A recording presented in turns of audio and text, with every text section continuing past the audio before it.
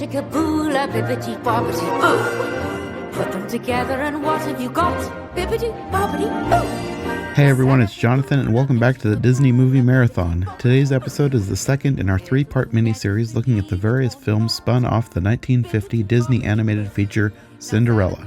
Today's episode is looking at the 2015 remake by Kenneth Branagh, starring Lily James and Cate Blanchett.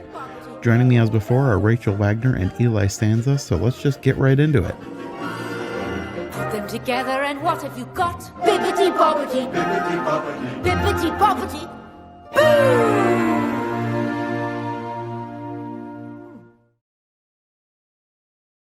boo! Okay, the remake. So, did you guys see this in theaters when it first came out? I did, yeah. Yeah, definitely. It was one of my favorites of the year, actually.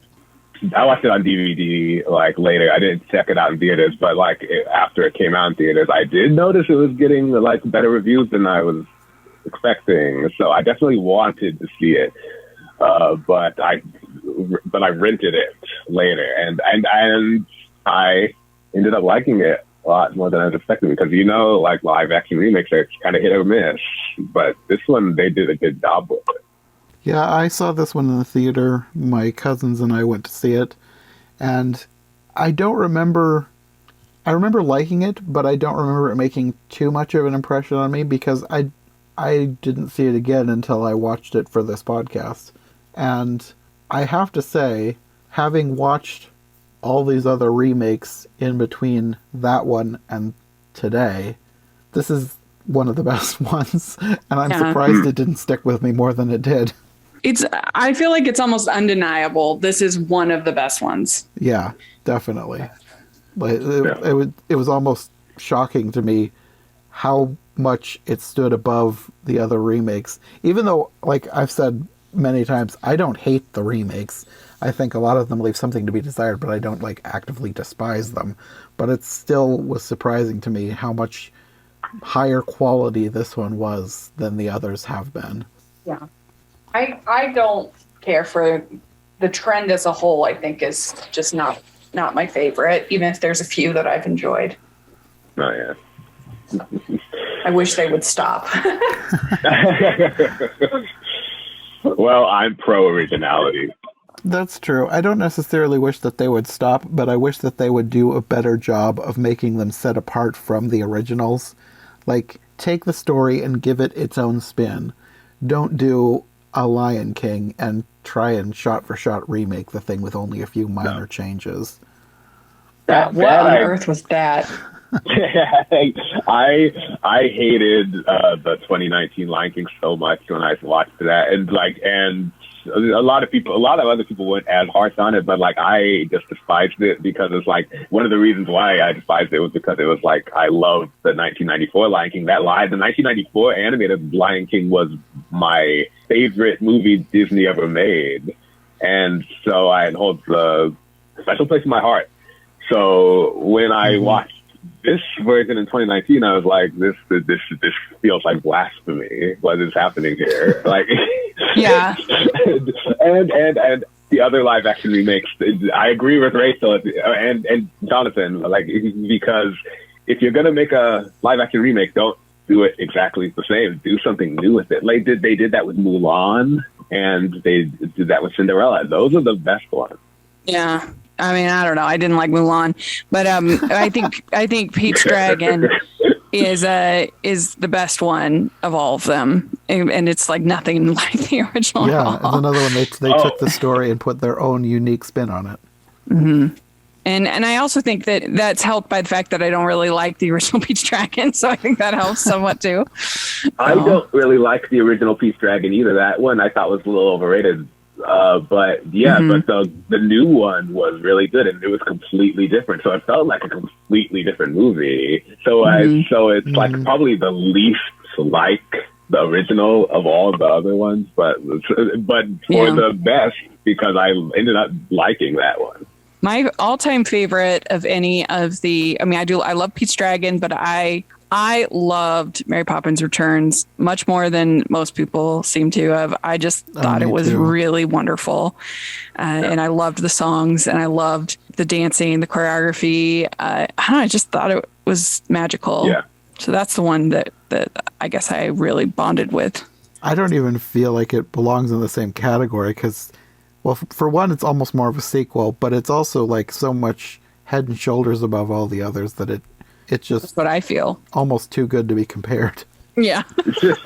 Yeah, you know what? It's a little different. Like Jonathan said, it's a little bit different. It's just sort of a little more like a sequel than a remake. But the idea behind Mary Poppins Returns was sort of the same as the live action remake because they're sort of like taking an old movie and then updating it for modern times. Like they keep and I also agree with Rachel that movie was super underrated, and I really enjoyed it. It was like one of my favorite movies of the year, and I thought they did a good job with it. And I was not expecting to like it at all because I love the original Mary Poppins, and I thought this was going to be like possibly like something that's trying to capture the magic of the original, but doesn't succeed at it. But it was actually, it blew my mind how like excellent it actually was. It was a really great movie, and I also liked the music too. Agreed. Yeah, I would have said that it helped to go in with low expectations because I went in with very low expectations and loved it. But I've rewatched it since, and I love it just as much as the first time. So I don't think it's just that I had low expectations. I think it actually is a genuinely good movie. Agreed. And I feel like it's the only one of those that I think that Walt would have genuinely loved. I really do. I think when I was watching, I felt like I was in Marceline watching a movie with Walt as I was watching Mary Poppins Returns. You know what? Yeah, I kind of agree. Like Walt Disney would not be the kind of person who would like it if they did live action remakes of his animated movies. I think he would be opposed to that. But you know, Mary Poppins Returns was something that it seems like he would enjoy, though. But as far as the Cinderella, I mean, getting Kate Blanchett to be Lady Tremaine was brilliant, and I feel like they made just enough changes to make it its own, have its own flair, have its own identity, but then also not just be like weird. I don't know. I feel like they got that blend just about as well as you could. Like they added a little bit to Lady Tremaine's character. You understood a little more of her motivations for why she was kind of jealous of Cinderella because her father, her husband and Cinderella's father, loved Cinderella more than he loved her. And that I think works well to give her a little bit of motivation without redeeming the character. Like that's part of the problem is when we want to have these tragic backstories to the characters, to the villains, sometimes we lose what made them a villain and made them a fun character to begin with. So then they're just really bland. Yeah, I would say that, like, for me, I love a good villain redemption story, but at this point, Disney has done it so many times that it's almost refreshing to see them not do that. No, I'm over it. I'm tired of it.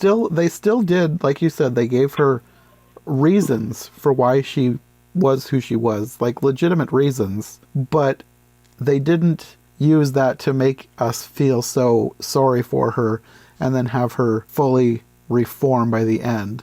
So even though I like when villains get reformed, I like that they didn't just go in that direction because it seems too easy these days because they have done it so many times. Yeah. I agree. Yeah, probably one of my favorite things about that movie is at the beginning of the movie, it's like for the first half hour, it's like a bunch of stuff that happens before the animated movie's plot takes place. It was like they did a good job, like building on the relationship between Cinderella and her father, and Cinderella's father's relationship with Cinderella's stepmother. And I enjoyed seeing all that because it was like, oh, this is a little bit of world building. I'm seeing a little bit of what happened before the original movie takes place, and like that was like for like 30 minutes before it started. And also they did add the part where he met the prince in the forest, which is something they added to it that made it seem a little less like the prince and Cinderella just fell in love with each other at the ballroom just instantly. They actually knew each other, which I thought was a good element they added. Yeah, they have some time together, which I appreciated. Yeah, because that was my favorite part of the remake, was that they added a little bit more to the relationship of the prince and Cinderella because they seemed sort of flat in the animated one. And I also liked that they actually made her mother a character, and it gave the story a little bit more weight to have the mother at the beginning, and like you see them as a family, and then when she dies, because like at the beginning of the original Cinderella, she's basically just, you never meet her, and so there's not really that weight of loss that you get with this one. Yeah. And I at first, when I saw the publicity, I thought, oh, this dress, I don't know about this dress, because it was so big. But then when they make it a part of her mother's, that it was her mother's dress, that I think helps make it a better part of the story. And so then when the fairy godmother sort of, transforms her, it's her mother's dress instead of the silver dress from the movie. Yeah. I kind of like that. A lot of the things they added to the movie that weren't in the animated one were actually not bad. They were good additions to the story. Yeah. And I mean, when you hire Kate Blanchett, you're going to get a good performance. I don't know why, but it took me until like halfway through the movie to suddenly realize, wait a minute, that's Galadriel. Yes. It's a very different character. Yes. Kate Blanchett is great in this. She's a great actor. And she can play evil well. Yeah, she really can. Although she has her evil moments as Galadriel. That's true. Yes, that one specific scene. Mm-hmm. Yeah, I think it's a good movie, a good remake. I kind of look at it less as a remake and more just another version of Cinderella. Yes. We get them every couple of years. We get a new version of Cinderella. Yeah. Yeah. Yeah. Kind of, because it doesn't really have a lot. It doesn't really have a lot in common with the animated one. So it kind of isn't a remake in a way. It's just sort of like more like a retelling of the original story. I think they kept enough of the animated version that you can still call it a remake, because the mice, I don't think that's a specific thing to Cinderella. I think that's more the 1950s Cinderella.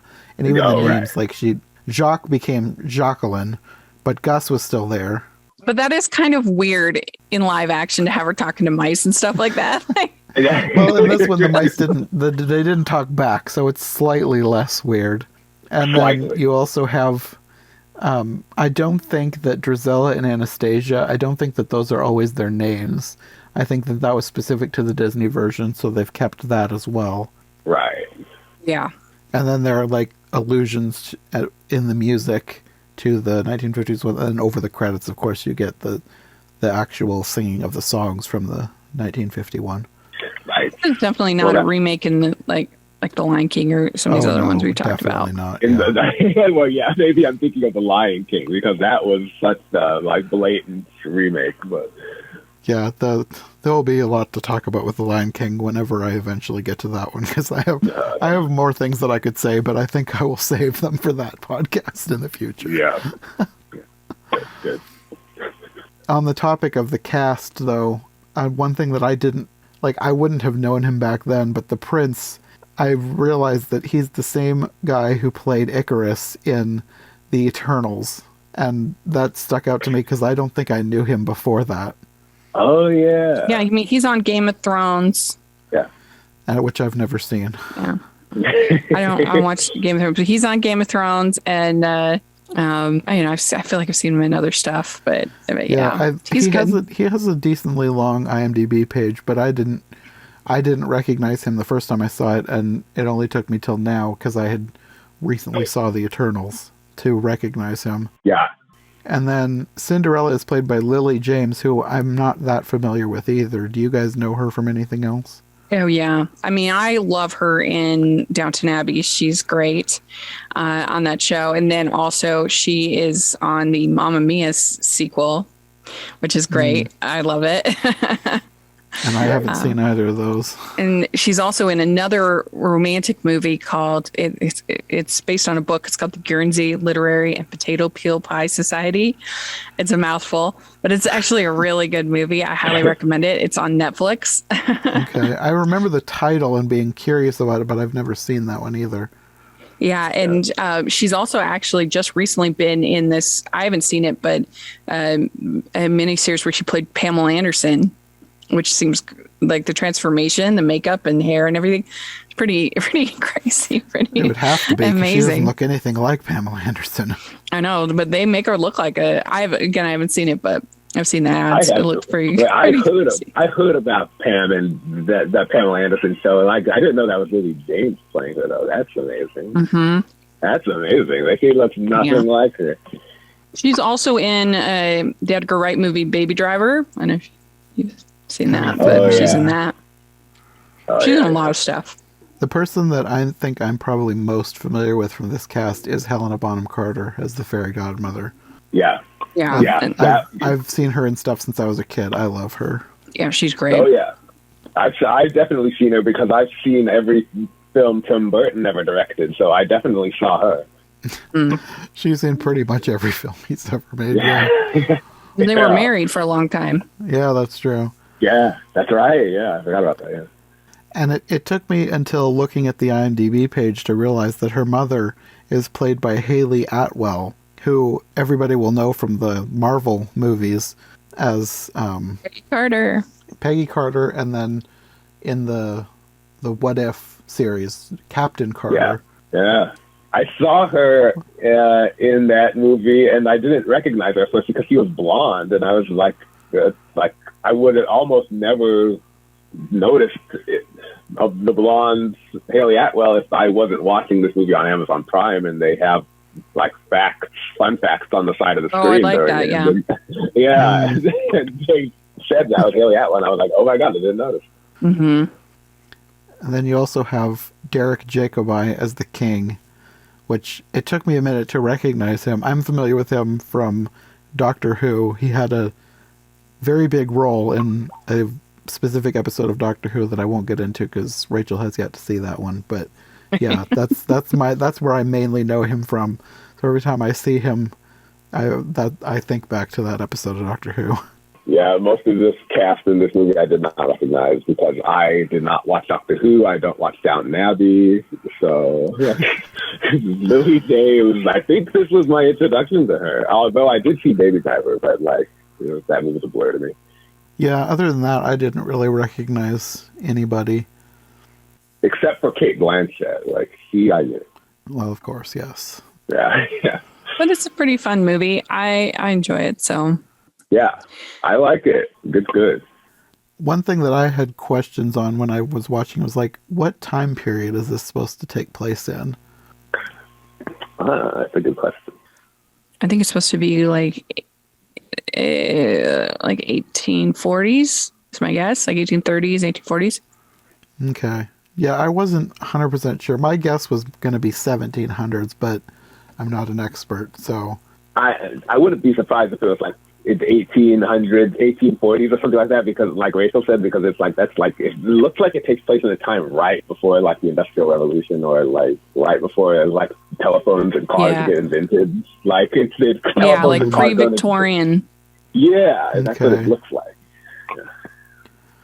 Yeah. And another thing that I was using as sort of a clue as to 1700s is the song "Lavender's Blue Dilly Dilly" is a recurring motif through the whole film. Yeah. And at first I was just thinking of it as, because I recently watched So Dear to My Heart, another early Disney film, and I was thinking of it as a song from that movie, and I was just thinking, oh, there's just a callback to another Disney film. But then I looked it up. Apparently it's a really old song. And it was from the 1700s. So I was wondering if maybe that was a clue as to when it took place, but I wasn't sure. I would think post Regency, but which is the Jane Austen era, but I don't know for sure. I would be surprised. It looks like a Jane Austen. Yeah. I'm not an expert, but the dresses sort of made me think 1800s, but then I was thinking, well, that's too late in time. Maybe it's earlier. I don't know. But like I said, I'm not an expert on that kind of thing. Me neither. I'm just estimating. What did you guys think of Anastasia and Drizella in this? Well, it was fun because they had one of the actresses is also from Downton Abbey. Okay. Yeah, so that was kind of fun to see her. She plays in Downton Abbey. She plays one of the maids. So it was fun to see her as this And the costumes for these two were just so good. I loved them. I thought they were hilarious, and the costumes made me think of. Have you guys ever seen the Disney Channel show Wizards of Waverly Place? I've heard of it. I haven't seen it. There's a character in there named Harper, and she always dresses in wild colors and costumes, and it was like these two were like Victorian era Harpers from Wizard of Waverly Place. That was my thought of with them. Except Harper's nice, and these two were hilariously bratty. Yeah. I loved the scene when they're like having a brawl, and the mother's in the other room saying, "Such dear, affectionate girls," and one of them yells, "Oh, sometimes I could scratch your eyes out." Yes. I liked the stepsisters. They were some of the highlights of the movie were the scenes with the stepsisters, in my opinion. And another scene with them, they overhear Cinderella talking to the mice. And one says, "We've got a half-wit for a sister." "Well, I've got two." Yeah, and then she said, "I've got two," and that was funny. Yeah. Another thing that I thought set this one apart was the storyline with the father, because I don't remember, in all the Cinderellas that I've seen, I don't remember the father being, and by father I mean the king dying, because usually it's the whole thing was with the king wants his son to get married and he's like behind the whole thing, but like in this one the king is kind of dead set on him marrying royalty, and that's kind of a sticking point between the two of them, is he wants him to marry royalty, and the Duke goes so far as to like set it up for him to actually marry a princess, and even I don't think the king even knew about that. But then the king ends up dying before the end of the movie, making the prince the king before the end of the movie. So by the end of this movie, Cinderella is not just a princess, she's actually queen of this whole land. Yeah. And I don't remember that in other versions of Cinderella. I actually liked how right before the king died in that movie, he was like, he let the prince like follow his heart and marry the woman who he actually loved, instead of getting set up with a woman who he didn't love. Because like the whole time I was watching the movie, I was hoping that the king would like give him his blessing, like hopefully before he died or something. And he finally did, and it was very satisfying. Except for the part when he died, that part was sad, but at least before he died, like he said, "I agree. The rules should change. You should fall in love with the girl who you want to fall in love with, instead of someone I want you to marry." Yeah, I liked the king in this one, even though he was too stuck on the princess thing at the beginning. I liked him as a character, and I liked the fact that they made up before he died. Yeah, totally. Going back to Helena Bonham Carter, what did you guys think of her fairy godmother character and that whole scene? Yeah, she was a good fairy godmother. Like, I have to stop comparing her to the original because I like the original so much. But like, if I'm just focusing on her own merits, then she was good. She was a nice counterpoint to the rest of the cast. She was like the more whimsical of everyone else. I like the magical like component of the movie, because like the whole movie there wasn't a lot of magic in this. It was mostly a little bit more grounded and less fantastic. But this we finally just went all out with the computer animation in the scene where the pumpkin is growing and the mice turn into horses. It was like, this was just a pure Disney magic. And I did like Helena Bonham Carter's performance too. She was like, she was not overly, my favorite thing about her was that she was not overly like cutesy or sentimental with the role. She was very practical. She accidentally called herself the hairy dog father when she I thought was a good touch that made her seem a little slightly out of it, a little screwy, which I thought was a nice touch. And so I liked that, and I loved that whole scene too. Yeah, I loved the whole transformation scene, and the like transferring back too, because I'm thinking of her like inside the pumpkin, and you can see like all the seeds and everything.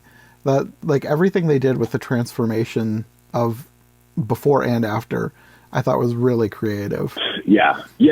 I also liked that they used lizards. Lizards were cute. Yeah, that was a different thing they did from the animated movie. They did the lizards, which was a nice touch, and a goose instead of was the driver instead of the horse in the animated one. And you're right. I liked the transformation of the carriage of the pumpkin into a carriage, and the scene when the carriage transformed back into a pumpkin I thought was some of the best CGI in the movie. They did a really good job with that. It was like, it looked like there was a lot of computer animation involved in that, and sometimes that can look fake if it's too much computer animation. But I don't really harp on stuff like that. I still think it was like impressive and well staged, because it's not easy to make a scene of a carriage turning into a pumpkin while it's driving and have it look believable, but they did a good job with it. Yeah, that's the one thing that I noticed between the first one and this one was I wondered what was going to happen to Cinderella when the pumpkin changed back. But like the scene cut away from the pumpkin changing, and then when it goes back to the road, Cinderella's just sitting on top of the pumpkin. So you didn't get like the actual practical thing of like she's inside that thing. And you got that with this, so I really liked that she ended up like inside the pumpkin as it was like getting all gooey and all the seeds were coming back. Yeah, that was my favorite thing. They showed all the details of a person in a carriage turning into a person in a pumpkin, like it gradually turns back into one. It was like a lot more details than how they did in the animated version. I thought was nice. I did wonder though what happened to the lizards after that scene, because at first I thought you'd never see them again, but then at the very end I could see them on the balcony as they were like waving to the people or whatever. So they didn't fully disappear, but they did disappear after that. Well, yeah, it's like, the lizards were not in this movie a lot. They would just sort of appear at the same time the fairy godmother appeared, because I didn't remember seeing the lizards anywhere until the fairy godmother appeared, and then they were just kind of crawling around outside. They were crawling around. Them in the scene before that scene. Yeah, I thought, and so I was thinking, once the lizards transform back into lizards, they're probably just going to not be seen again after that, and they're just going to crawl into the woods or something. But I didn't notice, but you just said of the death and at the end of the movie. But that's nice that they got an extra chance to appear before it ended, because they did play an important role in the story. Yeah, plus they were like the only ones that actually talked to her while she was like everything was transformed. Like she had like a conversation with at least the one lizard. So it kind of made them full-fledged characters. So that's why I thought it was weird that they would just kind of disappear after that, after her having that little heartfelt conversation with them. Yeah, I forgot about that. Yeah, they did have a heartfelt conversation, and then it was like, and then it would make sense that the lizards would have to show up at the end. They did that. Otherwise, it felt like they would just been in there just for the heartfelt moment and out. That's not good storytelling. But yeah. Mm-hmm. One thing that I noticed with that scene was, did the scene with the fairy godmother appearing seem familiar to you guys? Because to me it seemed like the scene, well, I haven't seen the remake, so I'm talking about the original Beauty and the Beast with the witch or whatever, the enchantress, I guess, appearing as an old lady looking for help at the beginning. It reminded me of that scene. Hey, you know what? I didn't think of that until now, but now that you bring it up, it is kind of similar. It reminds me a little bit of the Enchantress. Also an old woman in a cloak who you don't think there's anything magical about until all of a sudden she surprises you and transforms. Maybe they were inspired by it, who knows, or it was a coincidence. But yeah, it is sort of similar. Yeah, I can see that. I haven't really thought about it. Yeah. Well, it would be years after. Well, that movie was years before the live action Beauty and the Beast remake came out. And then they could really. The way they handle the Enchantress in the remake is terrible. Like, she would seriously be the worst person in the world. The way that they handled it in that one. Yeah. What she does to the whole castle of people, punishing them, it's not good. Yeah. Yeah, I haven't seen the remake, so I have no comment yet. I don't know how you got away with not seeing that remake. That one's it's so bad. I hate it so much. It was weird because when it was first announced, I was looking forward to it. Then reviews started coming out. And I was like, well, I don't know that I'll make it a priority. And then things just kept sounding worse and worse. And eventually I was like, well, I'll do it when I get there in my Disney reviews. And then it became a podcast. So now I'm just waiting until I get to Beauty and the Beast in my podcast. That's the same thing that happened to me with Maleficent. I still haven't watched Maleficent, even though it came out in 2014. Just because I didn't see a lot of enthusiasm about it. So I'll eventually watch it, but I'm just not in a hurry. I feel like I'm in the minority that I actually liked those movies. Like, they weren't amazing or anything, but I enjoyed them. And I think the second one was better than the first one. Oh, okay, well, that gives me a little hope. Maybe I agree. The second one is better than the first, but not my favorite. Okay. One thing that I liked towards the end of the movie was you get the scene with the stepmother overhearing about the Duke having promised the prince to a different princess, and then after the whole thing with the slipper has gone down and she's broken the other slipper, she goes back to the Duke and she tells him that her servant was actually this mystery princess, and that he basically is talking about her saving the kingdom from a great deal of embarrassment. And she says, and I should like to keep it that way. And he says, are you threatening me? Yes. The look on her face. Because she wants to be made a countess and get advantageous marriages for her daughters. But I just love that. Are you threatening me? Yes. Yeah. I love how she just said yes. She's honest, at least. Yes. Yeah. Yes, I am. And then we were talking about it in the other episode, but Cinderella upstairs, she doesn't even know that the prince is there. I liked that scene.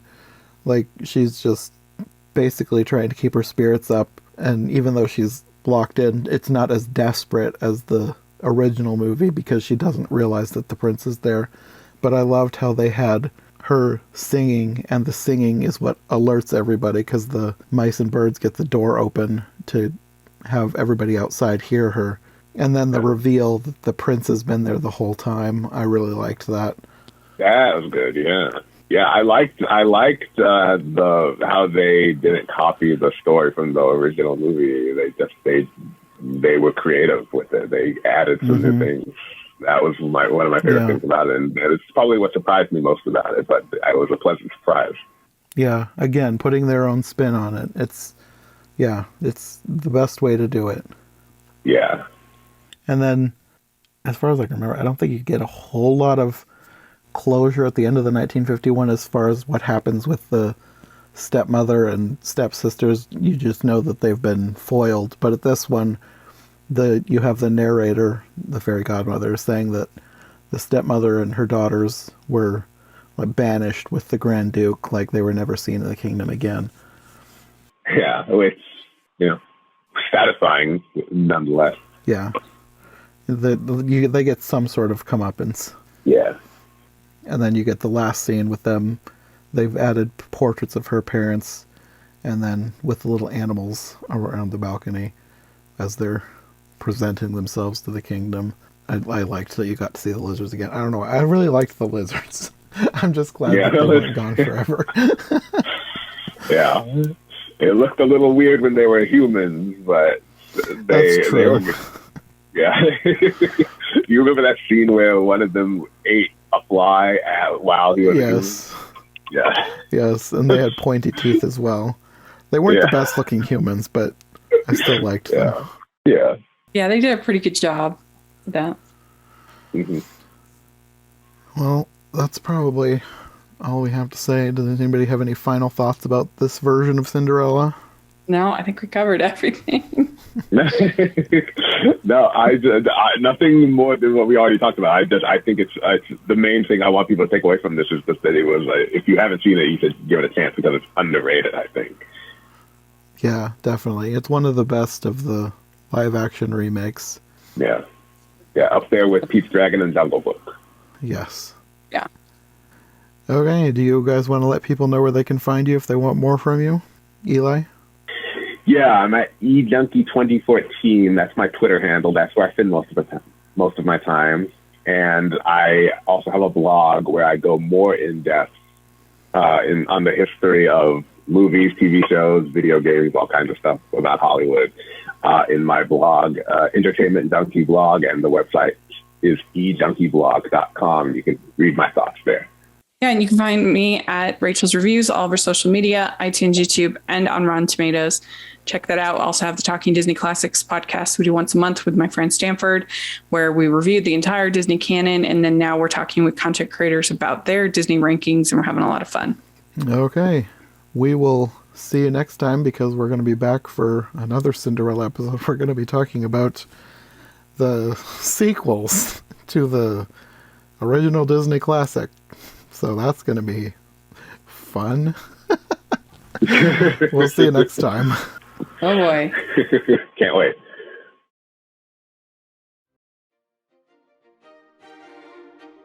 Thanks for listening to the Disney Movie Marathon. If you like what you've heard, make sure to subscribe on your preferred podcast platform or to our YouTube channel. Make sure to follow my co-hosts as well, and if you want more content from us, check out one of the other podcasts in the I Heart Movies podcast network, or check out my brand new Patreon. My link tree, as well as any other relevant links, will be in the description. We'll be back soon with another brand new episode, so thanks for listening, and we'll see you next time.